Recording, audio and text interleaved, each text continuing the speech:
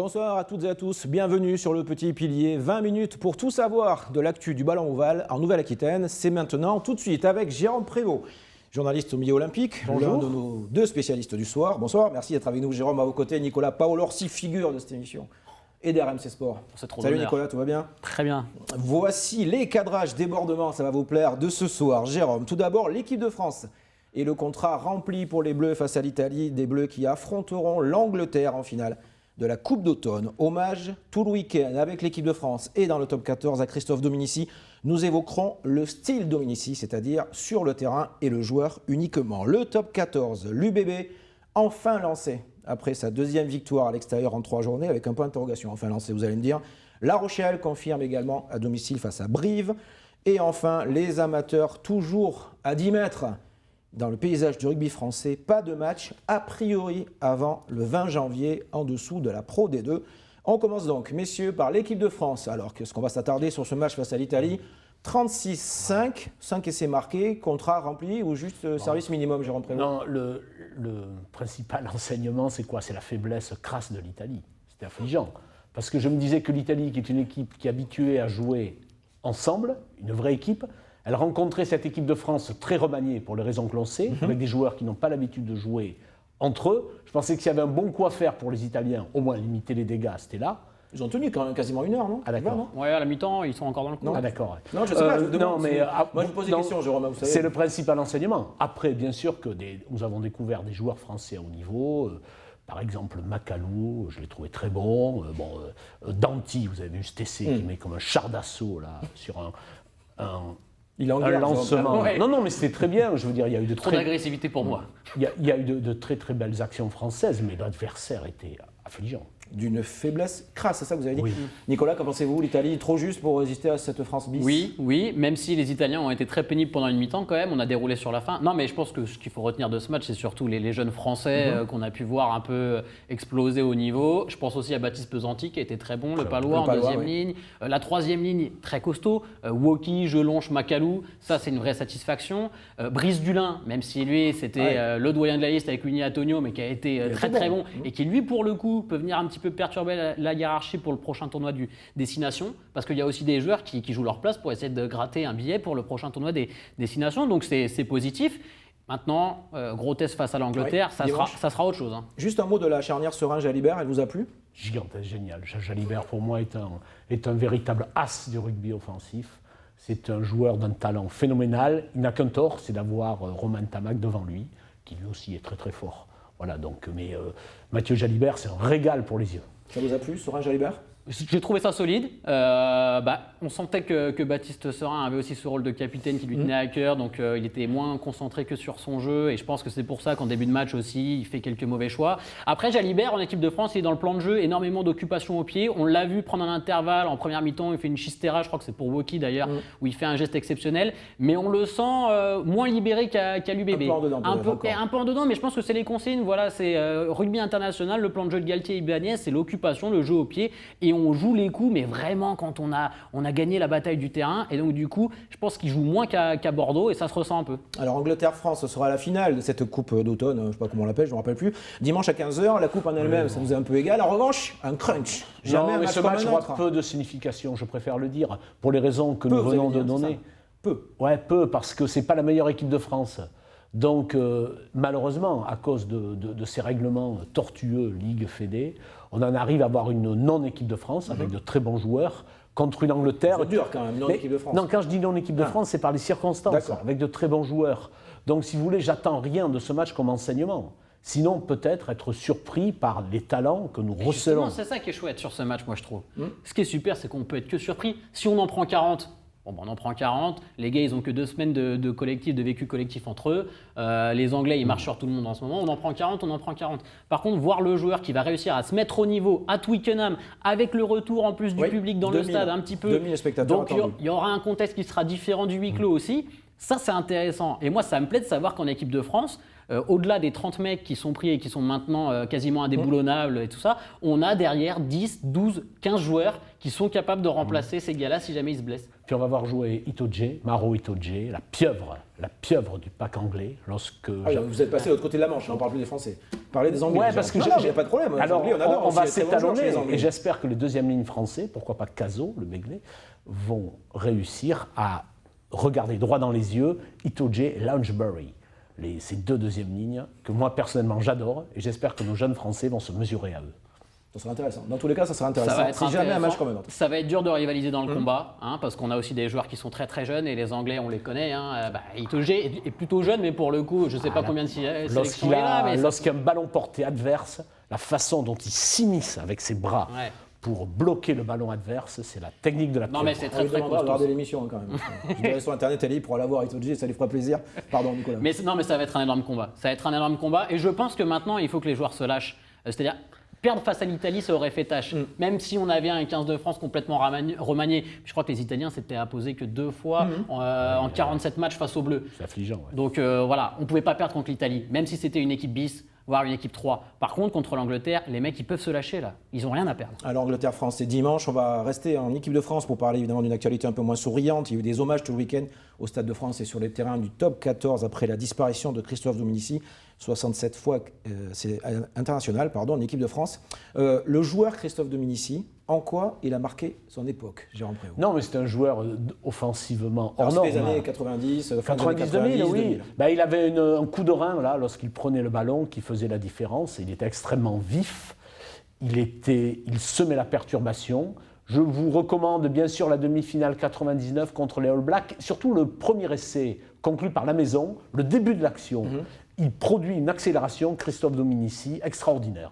Après, tout le monde se souvient du crochet qu'il fait. Oui, bien évidemment, de l'essai qui marque. Voilà, donc tout le match. Mais regardez ces deux essais. C'était un homme qui faisait exploser les coffres-forts adverses. Alors, moi, je parle pour moi, parce que je ne sais pas si vous avez remarqué, mais on n'est pas de la même génération avec Jérôme. Je ne sais pas le dire, Nicolas, j'ai rien dit. Donc, je n'ai pas trop vu jouer Christophe Dominici. Non, mais j'avais 9 ans en 99. Mais par contre, Christophe Dominici, c'est le gars, quand on a commencé à faire du sport ou du rugby, auquel on s'identifiait. Petit gabarit, capable d'être très bon, de dynamiter n'importe quelle défense, frais en interview aussi, joie de vivre. Donc voilà, ça c'est super. Et puis c'est vrai que cet essai, ce match en 99, alors moi je l'ai revu après ce match, mais ce qu'il est capable de faire face à John Alomou, c'était l'affrontement Dominici, 1m73, John Alomou qui marchait sur tout le monde, qui descend du bus avec son casque et tout. Enfin à l'époque c'était des Walkman je crois. Moi j'ai pas connu ça. Vous n'étiez pas né, c'est ça. Mais c'était le choc des titans quoi. Dominici le tout petit face à Alomou. Il est très fort. Très fort. Bon, il a marqué plein de jolis essais sur des matchs un peu moins mémorables. Champion de France, Stade français. La finale 2005, perdue par le Stade français face à Biarritz, mais vous regarderez l'essai qu'il marque en début de match. C'est extraordinaire. Est-ce qu'il a son héritier aujourd'hui? C'est une question purement journalistique, je sais. Mais est-ce qu'il y a des joueurs qui lui ressemblent, on va dire, Retière, j'allais dire Arthur Retière. De La Rochelle. Non, mais globalement, on revient un peu à ces petits gabarits. Bon, il y en a toujours eu. Shane Williams, gallois, c'était un mec. Jason Robinson, on a l'impression que quand vous disiez que ça revient un petit peu. Ouais. C'est ce style-là de joueur derrière, non? Un petit peu. Ouais, plus ou moins. Moi, je trouve que la formation française, vous savez, pendant un temps, on était passé un petit peu en mode on va essayer de se mettre dans la formation comme l'hémisphère sud, des gros gabarits, tankiers, même sur les lignes arrières. Et je pense que la DTN s'est rendu compte que ce qui faisait la force du rugby français, c'était justement ces petits gabarits. Et on voit chez les jeunes, Gabin Villiers par exemple qui marque un essai face à l'Italie, pareil, c'est ce genre de petit gabarit très vite. Gabi Lacroix qui a été blessé malheureusement, mais qui a une ou deux sélections, très fort, avec La Rochelle un peu, pareil aussi. Mais voilà, on a de plus en plus d'ailiers de ce profil-là. Et les All Blacks qui ont rendu un formidable hommage sur leurs réseaux sociaux ce week-end à Christophe Dominici, entre autres, décédé donc la semaine dernière. On enchaîne, messieurs, avec le troisième thème de cette émission, le top 14, 10e journée marquée par, on peut le dire, la performance de Bordeaux-Bègles à Montpellier. Alors, performance ou pas, parce que Montpellier est 11e du championnat. Est-ce que c'est une perte de gagner oui, ils ont gagné à l'extérieur. J'entendais les ricanements déjà. Non, ils ont été excellents. Dans un match équilibré, il faut bien le reconnaître. Et on a compris pourquoi Ben Lam a été recruté. Voilà, nous remercions Ben Lam. Il prend le périphérique, je veux dire, il contourne toute la défense. Je crois qu'il est lancé par Buros. Et il me semble qu'il prend la balle arrêtée, je crois. Ouais. Il produit une accélération après, ce joueur. À 3 minutes de la fin, je crois. Voilà, alors qu'on l'avait trouvé un peu en dedans jusque-là, il faut bien le reconnaître. Il a été hors du commun sur ce match. Alors, on le trouvait en dedans, mais Urios l'a toujours défendu. Absolument. Quand nous, on va aux conférences de presse, il nous dit « Mais vous allez voir, Ben Lam, c'est une star. Laissez-lui du temps, mais c'est une star. Là, il l'a montré. Et l'UBB recrute ce genre de joueur pour ça, pour faire gagner un match quand c'est compliqué. C'est une victoire très importante. La deuxième à l'extérieur en 3 journées. Exactement. Il boucle ce bloc de 3 déplacements avec 2 succès. À Castres, d'1 point. À Montpellier, d'1 point. Et on a même des regrets sur le match à Paris, où on se dit qu'ils auraient pu au moins décrocher un bonus défensif, même peut-être gagner.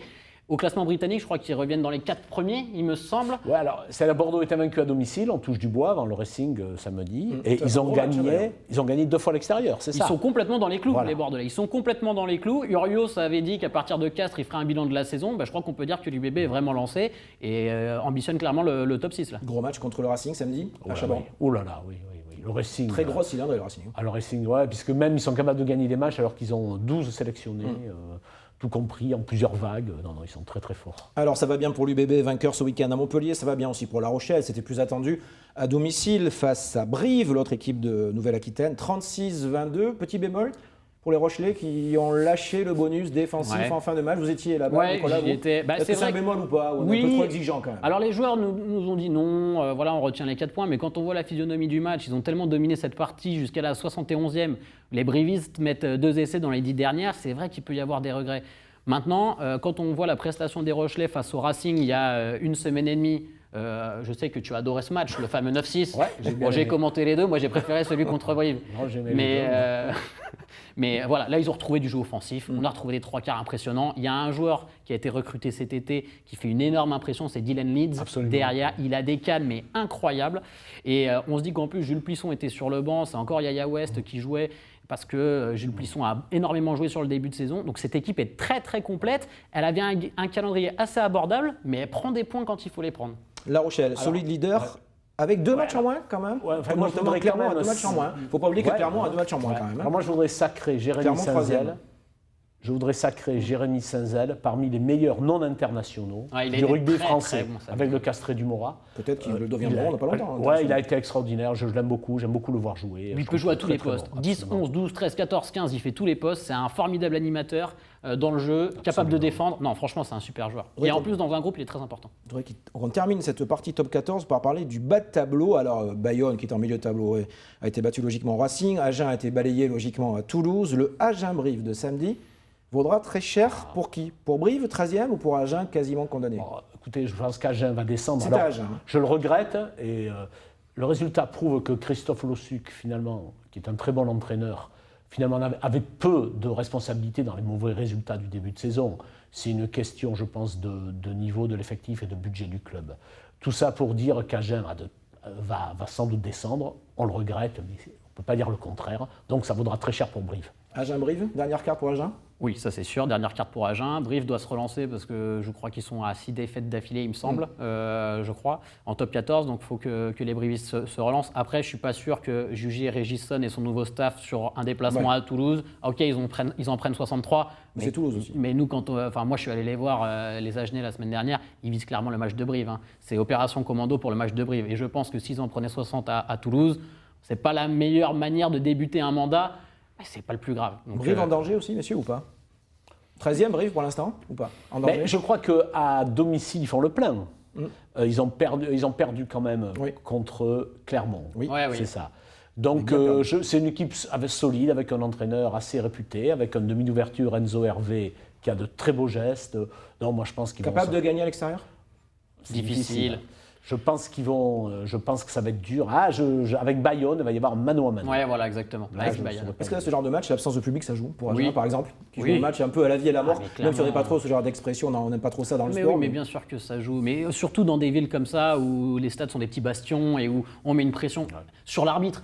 Même si sur l'arbitre, sur les joueurs adverses, mais ça pas au rugby, les valeurs du rugby, on parle pas à l'arbitre. Les valeurs oh, mais arrêtez, on est déjà allé à Castres, on a entendu les Castrets chambrer un peu l'arbitre. Pas qu'à Castres. Partout.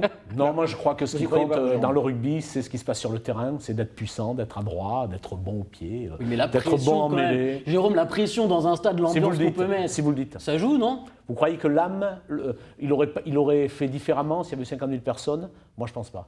Je pense que ce qui compte, c'est ce qui se passe sur le terrain. Le talent du joueur. Je pense que quand un match est serré, comme ça peut être le cas entre Agen et Brive, si à la 75e, tu as 10 000 personnes qui sont derrière toi, qui te poussent et qui mettent la pression sur l'arbitre, à un moment, le bras de l'arbitre, il peut se décaler un petit peu parce qu'il y a cette pression populaire. Sinon, le public ne servirait à rien, jamais. Le fameux 16e homme. Quand vous discutez Jérôme. avec les arbitres, là, actuellement, ils vous disent que depuis 15 ans, comme ça, tout ça, ça n'existe plus, que les arbitres modernes sont formés à ça, et que ça ne change rien.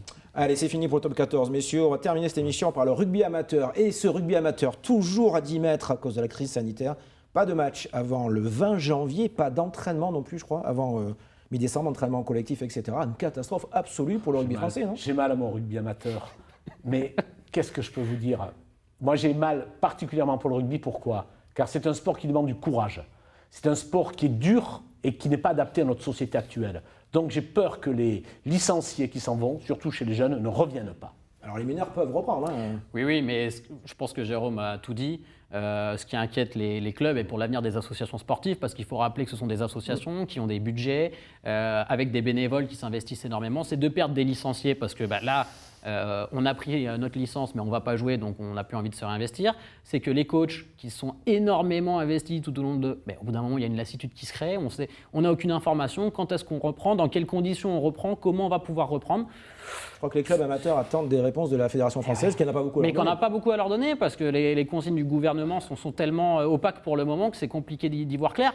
Et après, sportivement aussi, on se demande quand est-ce que les championnats pourront reprendre, comment on va les terminer. Et surtout, on va nous enlever pour la deuxième année consécutive le sel du rugby amateur, les phases finales. Au printemps, c'est sûr, pensez-vous?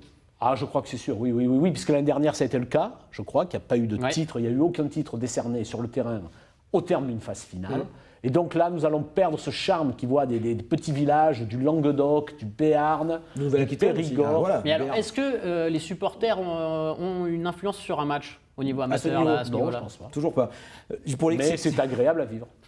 Comment font les joueurs en cette période? Alors, ils sont amateurs, d'accord. Ils travaillent à côté, d'accord. Mais quand même, c'est leur passion, quelque part un peu, pas leur raison dur. de vivre, mais leur raison parfois de passer le week-end, la camaraderie, tout ça. Ouais, voilà. Est-ce que c'est pas dur quand même Mais bien sûr aussi que sur c'est- l'aspect purement humain? Alors, Bien sûr, oui, qu'il y a l'aspect oui. économique pour Ouais, les mais clubs, alors, mais il y a ce que l'aspect vous humain dites, quand même, non? Là, vous me redonnez de l'espoir. Pourquoi? Parce que si c'est si dur de ne pas voir ses amis, le jour où ça reprendra, peut-être qu'ils auront 2 fois plus envie Possible. de Oui, mais revenir au rugby. on va perdre Je des l'espère. joueurs. C'est l'un des villages aussi qui s'en va. Mais non? vous savez, quand on va au rugby, on y va bien sûr pour le jeu, pour le ballon, mais on y va surtout pour se retrouver avec les copains, pour manger un bout derrière, pour boire la bière d'après entraînement, pour le casse-croûte après le match, pour la troisième mi-temps. Au rugby amateur, c'est ça en fait qui fait la différence. Et je pense que les joueurs, ce dont ils souffrent le plus, c'est pas forcément le match, c'est pas forcément le ballon, mais c'est de ne pas pouvoir retrouver leurs Chômage potes. technique, hein, les joueurs de Ouais. rugby amateur. Ça fera à l'arrivée 3 mois sur 100 saisons, puisqu'ils ont arrêté fin octobre, Ouais, mais bon, novembre, décembre, on- jusqu'à fin janvier. Écoutez, on vit une- Comment c'est possible sur un plan sportif de terminer une saison après 3 mois d'arrêt? Ah ben oui, parce que tout le monde me dit le 20 janvier, j'ai entendu cette date, mais il y a C'est des la- gens, ils me disent, il faut s'entraîner. Oui, Donc il y en ça, a c'est qui la te- reprise de la compétition le 20 Voilà. janvier. Il y Ça en a- serait la reprise, on va rester Ouais, prudent. alors il y en a qui disent que c'est pour février, car il faudra reprendre les entraînements collectifs, au moins 15 jours, 3 semaines avant. Eh bien Ah, ils sûr. pourraient les reprendre début janvier, les entraînements bien collectifs, sûr, dans parce que un même- sport extérieur. Même au niveau amateur, Nico, Par petits groupes, etc. vous devez quand même vous préparer, parce qu'on n'est oui. pas des athlètes. Et on a peut-être plus besoin de préparation que les pros Oui, qui s'entretiennent. absolument. Donc il risque d'y avoir des blessures. En plus, on va reprendre en plein hiver. Bref, ça va être.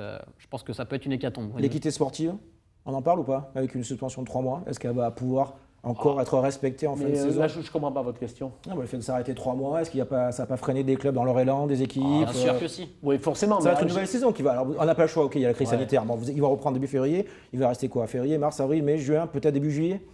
Ça va être compliqué. Ouais, non? mais je pense que c'est même pas ce qui va. En fait, ce qui compte, c'est que les gens reprennent.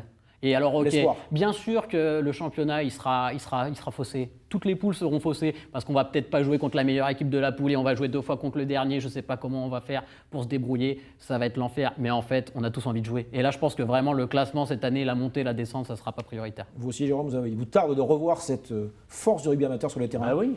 Moi, mais même si je me suis fait l'idée de louper ces fameuses phases finales, les drapeaux, Ça va être les dur, hein. cornes de brume. La bière.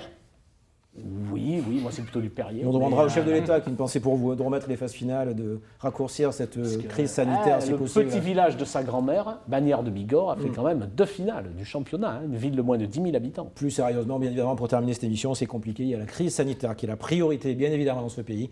Si possible, le sport amateur, quel qu'il soit, et le rugby, on l'espère évidemment, qu'ils reprennent dès que possible. Ça voudra dire que la situation sanitaire sera bien plus positive qu'elle ne l'a été ces dernières semaines. Merci beaucoup, Jérôme Au Prévost, revoir. de nous avoir fait part de vos précisions et de vos analyses sur le monde du rugby. À très bientôt. Merci Nicolas. Merci Nico. Paul Orsi également d'être venu ce soir sur le plateau de ce petit pilier qui rentre au vestiaire jusqu'à lundi prochain. Ciao, ciao, à très vite. Au revoir.